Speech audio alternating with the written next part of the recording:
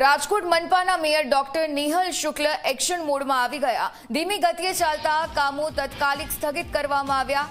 જે કામનું પ્રોગ્રેસ 20% પણ નથી થયું તેવા કામો સ્થગિત કરવામાં આવ્યા। તો પૂર્વ સ્ટેન્ડિંગ ચેરમેને મંજૂરી કરેલા પ્રોજેક્ટ છે તે રદ। જયમીન ઠાકરે 2 વર્ષમાં મંજૂર કરેલા પ્રોજેક્ટ છે તે સ્થગિત છે। મેયરે અધિકારીઓને કહ્યું આવું નહીં ચાલે, મનપાને નુકસાન થશે તો પગલાં લેવામાં આવશે।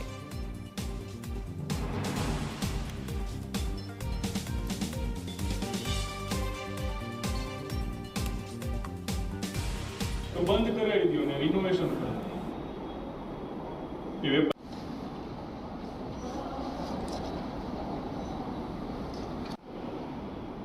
તમે બોલતા જાઓ સંજયજી, તમે વાંચી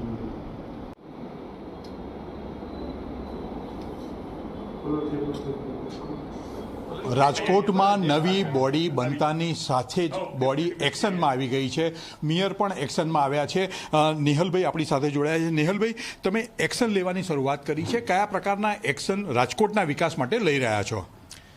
એક્શનનું સારું રૂડું રૂપાળું નામ આપો છો, પણ મારે તો જે અમારી ફરજ છે એ જ હું કરી રહ્યો છું।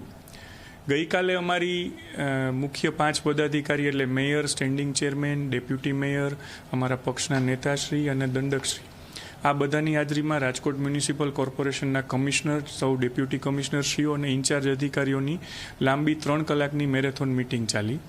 અને એ મિટિંગમાં જ્યારે આપણા દેશના વડાપ્રધાન નરેન્દ્રભાઈ મોદીએ સંપૂર્ણ દેશમાં કરકસરના પગલાં લેવાનું કીધું છે, જેના અનુસંધાને ગુજરાતના મુખ્યમંત્રી શ્રી ભૂપેન્દ્રભાઈ પટેલ, ઉપમુખ્યમંત્રી શ્રી હર્ષભાઈ સંઘવીની આગેવાનીમાં ગુજરાત સરકારે પણ સંપૂર્ણ પગલાં લીધા છે।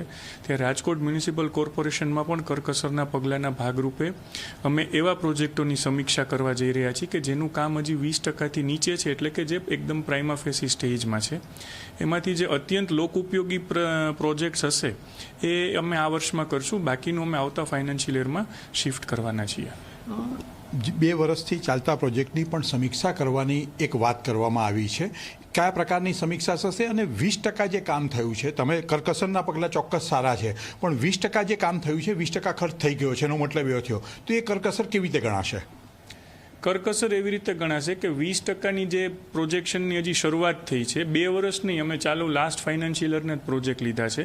2 વર્ષનો કોઈ પ્રોજેક્ટ જો 20% જ પ્રોજેક્ટમાં કામ થયું હોય તો એની ગંભીરતાથી નોંધ લેવી પડે, પરંતુ જે લાસ્ટ ફાઇનાન્શિયલ યરમાં મંજૂર થયેલા પ્રોજેક્ટ છે કે જે હજી બિગિનિંગ સ્ટેજમાં છે અને વાસ્તવિકતામાં 20% કહે છે એટલે એકદમ પ્રાઇમા ફેસી સ્ટેજ હોય, તેમ છતાં પણ એવું લાગતું હશે કે કોર્પોરેશનને આમાં બહુ ફાઇનાન્શિયલ લોસ જશે તો એ પ્રોજેક્ટ ચાલુ રાખશું અમે। નિહલભાઈ, ખાસ કરીને જોવા જઈએ તમે ખૂબ સારો નિર્ણય તરફ આગળ વધી રહ્યા છો। આનું ઇમ્પ્લિમેન્ટેશન જે છે, કારણ કે સામાન્ય રીતે વચન થતા હોય છે, અમલીકરણમાં તકલીફ પડતી હોય છે, તો અમલીકરણ ક્યાં સુધીમાં આનું થઈ જશે, સમીક્ષા ક્યાં સુધીમાં થઈ જશે? અમારી જે ભારતીય જનતા પાર્ટીની સિસ્ટમ છે એમાં અમારા ચૂંટાયેલા કોર્પોરેટર, અમારા 5 પદાધિકારી, અમારા જે શહેરના અધ્યક્ષ હોય છે, અમે બધા સાથે બેસીને સંકલન કરી અને પછી એડમિનિસ્ટ્રેટિવ પાંખ જે કમિશનર છે એની સાથે સંકલન કરતા હોય છે ને યોગ્ય સંકલન કરીએ એટલે બધું જ ઝડપથી થાય છે।